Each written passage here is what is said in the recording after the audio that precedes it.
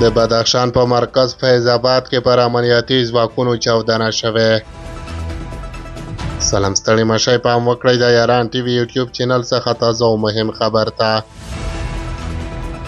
د بدخشان په مرکز کې د امنیتي ځواکونو پر کاروان چاودنه کې 3 تنه امنیتي ځواکونه وژل شوي او 15 نور ټپیان شوي دي.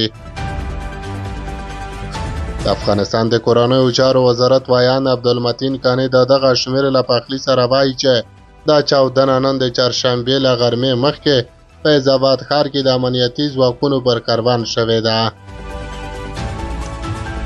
ښاغلی کانی زیاتوي چې پیښه له چاودېدونکو توکو څخه د ډک موټرسایکل د چاودنې له امله رامنځته شوې ده.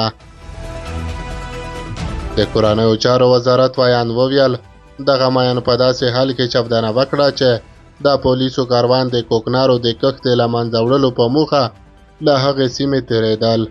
د لومړنیو معلوماتو پر بنسټ له بده مرغه 3 تنه پولیس شهیدان شوي او 15 تنه نور ټپیان شوي دي. بلخوا د پیښې یو عیني شاهد امان الله بیا د دې چاودنې په اړه د خپلو سترګو لیدلی حال داسې بیانوي. په هټۍ کې ناست وم چې د چاودنې غږ وشو، یو موټر ودرېد او نور موټر هم د هغه تر شا ودرېدل. له هغې وروسته یې موږ ته اجازه رانه کړه چې له هټۍ څخه د باندې ووځو. ورته مهال د بدخشان مرکز فیض آباد ښار اوسېدونکي له چاودنې وروسته له امنیتي بنسټونو غواړي چې د امنیت ټینګښت په برخه کې لا هڅې وکړي.